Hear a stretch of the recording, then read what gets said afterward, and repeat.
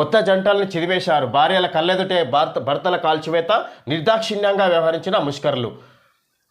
Honeymoon కోసం కాశ్మీర్కు వెళ్లిన కొత్త జంటల జీవితాలను ఉగ్రవాదులు చిదివేశారు. నిండి నీరెళ్లు కలిసి ఉంటామని చేసుకున్న బాసలు కాళ్ల పారాని ఆరకముందే చెరిగిపోయాయి. పహల్గామ్ ఉగ్రదాడిలో ప్రాణాలు కోల్పోయిన వారిలో ఇటీవలే వివాహమైన 2 యువకులు ఉన్నారు. వారిలో ఒకరు భారత నౌకాదళంలో అధికారి. భర్తను కళ్ల ముందే ఉగ్రవాదులు కాల్చి చంపడంతో ఆ నవ వధువు ఆవేదన వర్ణనాతీతం.